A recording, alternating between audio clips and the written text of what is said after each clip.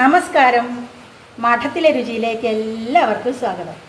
ഇന്നത്തെ റെസിപ്പി ഒരു ഒഴിച്ചൂട്ട സിമ്പിളായിട്ട് ഉഷാറ് കൂട്ടാനായി നമുക്ക് ചോറിന്. അപ്പോൾ എല്ലാവരും ഉണ്ടാക്കി നോക്കണേ. അപ്പോൾ ഇന്നത്തെ റെസിപ്പി കണ്ടു കഴിയുമ്പോൾ തന്നെ അറിയാം, ഒരു കുഞ്ഞു കർക്കിടക റെസിപ്പിയാണ് കേട്ടോ. കണ്ടോ, തൊടിയിൽ നിന്ന് ഫ്രഷായിട്ട് കണ്ടോ, അതിൻ്റെ പാലും കൂടി പോയിട്ടില്ല കണ്ടോ. ഇപ്പം ഇങ്ങോട്ട് പൊട്ടിച്ച് കൊണ്ടുവന്നതാണ്.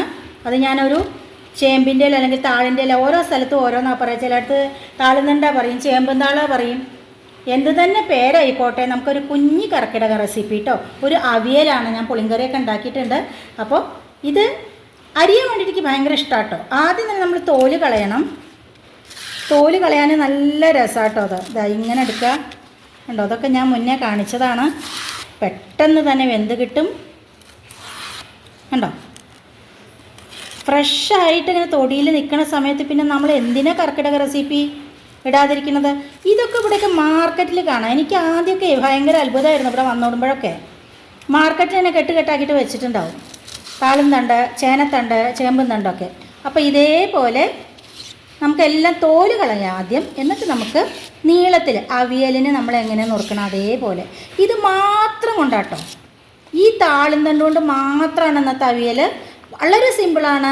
ശരിക്കും പറഞ്ഞാൽ ഒരു 5 മിനിറ്റ്സ് റെസിപ്പി, അത്ര തന്നെ ഉള്ളൂ.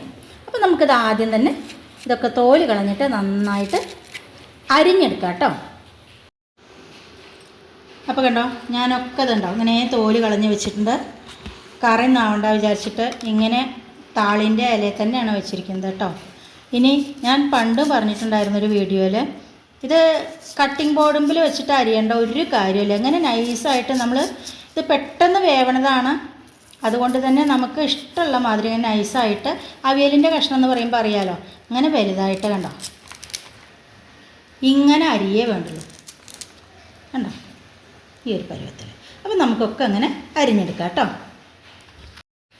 അല്ലെങ്കിൽ ഇതങ്ങനെ കഷ്ണത്തിനനുസരിച്ച് നീളത്തിൽ ഇങ്ങനെ ഉണ്ടാക്കി കട്ട് ചെയ്തിട്ട് കണ്ടോ, നല്ല മൂർച്ചയുള്ള കത്തി വേണമെന്നല്ലോ കണ്ടോ.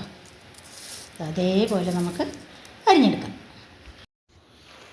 ഇപ്പോൾ കണ്ടോ, ഞാൻ താളുന്തണ്ടൊക്കെ ഇങ്ങനെ ഒരു കുക്കറിലേക്ക് ഇട്ട് കൊടുത്തിട്ടുണ്ട്. കുക്കറിൽ വിസിലടുപ്പിക്കാൻ വേണ്ടിയിട്ടല്ല കേട്ടോ, ഞാൻ കൽച്ചട്ടിയിലാണ് ശരിക്കും ഉണ്ടാക്കുന്നത്. പക്ഷേ ഇത് കുറച്ച് അധികം ഇങ്ങനെ ഉണ്ടാകുകൊണ്ട് നമുക്ക് കൽച്ചട്ടിയിൽ ഇട്ട് കഴിഞ്ഞാൽ പിന്നെ കുറേശ്ശെ ഇട്ട് കൊടുക്കേണ്ടി വരും. അതിനേക്കാളും നല്ലത് ഇതിപ്പോൾ ഇത്ര ഉണ്ടല്ലോ, ഇത് നമ്മളൊന്ന് തിളച്ച് കഴിഞ്ഞാൽ കണ്ടോളൂ കേട്ടോ അതിൻ്റെ ക്വാണ്ടിറ്റി കുറയണത്.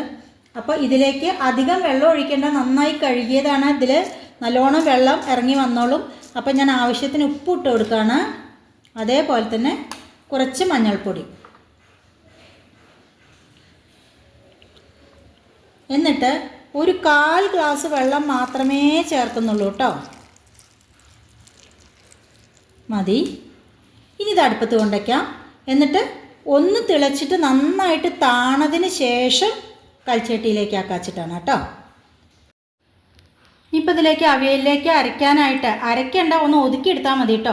അതിന് വേണ്ടിയിട്ട് ഞാൻ ഒരു വലിയ തേങ്ങയുടെ കഷ്ടി ഒരു 1/4 ഭാഗം എടുത്തിട്ടുണ്ട്. ഇപ്പം തേങ്ങ എന്നൊക്കെ പറഞ്ഞു കഴിഞ്ഞാൽ ഈ പറഞ്ഞെന്തേ അറിയാലോ, നല്ല വിലയാണ്.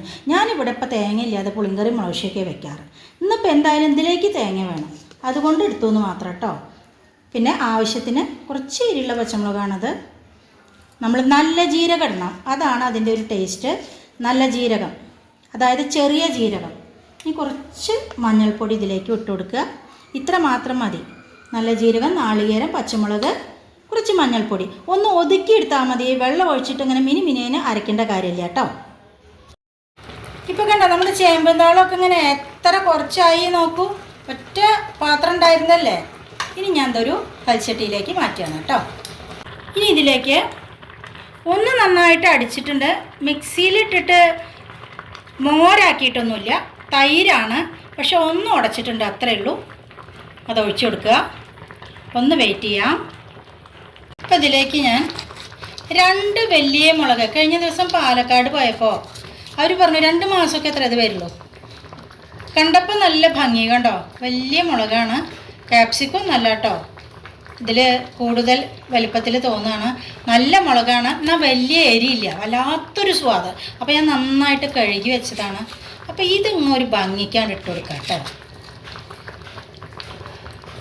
കിടക്കട്ടെ അവിടെ.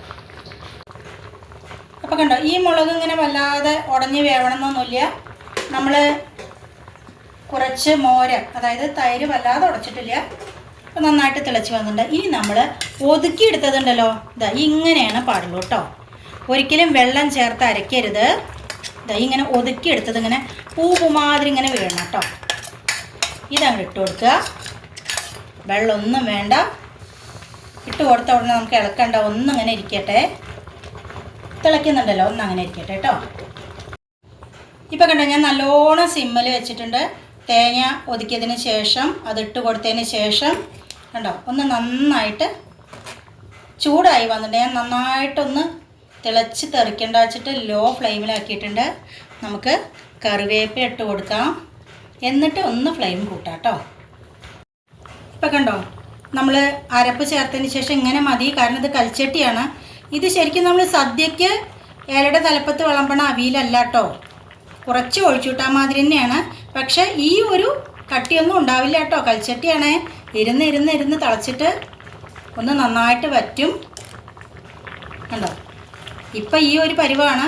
ഇനി കഴിക്കാൻ കാലത്തേക്ക് ഞാൻ കാണിച്ചു തരാം. എന്തായാലും ഞാൻ വേറെ സാമ്പാറുണ്ട് അവിടെ, പക്ഷെ ഇന്ന് ഇത് കൂട്ടിയിട്ട് തന്നെയാണ് കഴിക്കാൻ പോണത്. ഇനി കുറച്ച് പച്ച വെളിച്ചെണ്ണ, അതാണ് അതിൻ്റെ ടേസ്റ്റ്. നല്ലോണം ഒരു 1.5 ടേബിൾ സ്പൂൺ ആയിക്കോട്ടെ. എണ്ണയ്ക്ക് ഒഴിക്കുമ്പോൾ ഇപ്പം ഇങ്ങനെ കൈക്കൊക്കെ തന്നെ വറുക്കുകയാണേ. ഒന്നും ഉണ്ടായിട്ടില്ല. നാളികേരത്തിൻ്റെയും വെളിച്ചെണ്ണയുടെയൊക്കെ വില കണ്ടില്ലേ. പക്ഷെ നമുക്ക് ഇങ്ങനെയുള്ള റെസിപ്പീസിന് അത് വേണേ. എന്തായാലും ഞാൻ ഗ്യാസ് ഓഫ് ചെയ്ത് കൊടുക്കാൻ പോവുകയാണ്. കൽച്ചട്ടി ആവുകൊണ്ട് ഇരുന്ന് തിളച്ചോളും, നന്നായിട്ട് കുറുകിക്കോളും കേട്ടോ. അപ്പോൾ ഇത്ര പണിയുള്ളൂ. അപ്പോൾ ഒരു കർക്കിടക റെസിപ്പിയായി. എന്താണ്, ചേമ്പും താള അല്ലെങ്കിൽ താളും തണ്ട അവിയൽ കേട്ടോ. അപ്പോൾ ഇത് കിട്ടാവുന്ന ആൾക്കാരൊക്കെ അതേപോലെ ട്രൈ ചെയ്യൂ. എന്നിട്ട് തീർച്ചയായിട്ടും കർക്കിടക മാസമല്ലേ സുഖമായിട്ട് ഊണ് കഴിക്കും കേട്ടോ.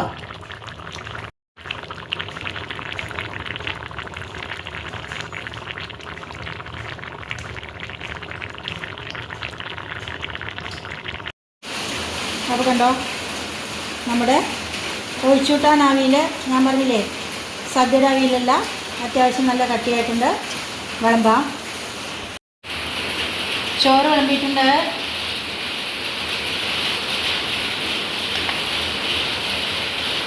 നല്ലോണം വിളമ്പി കൊടുക്കാം. അവിയൽ ഒരൊറ്റ സിംഗിൾ ഇൻഗ്രീഡിയൻറ്റ്, ഒറ്റ കഷ്ണം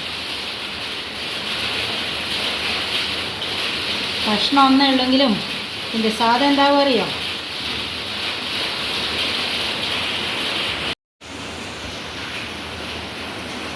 നല്ല ചൂടുണ്ട്. ഉരുട്ടാൻ പറ്റുന്നില്ല.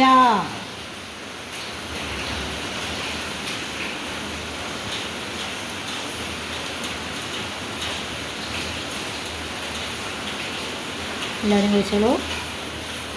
അപ്പോൾ കണ്ടില്ലേ, എന്തൊരു എളുപ്പമാണ്. അപ്പോൾ ഇത് ഉണ്ടാക്കി നോക്കണം തീർച്ചയായിട്ടും. എന്നിട്ട് ഫീഡ്ബാക്സും കൂടി അറിയിക്കണം. മറ്റൊരു പുതിയ വീഡിയോ ആയിട്ട് നാളെ കാണാം. അതുവരേക്ക് ടാറ്റാ.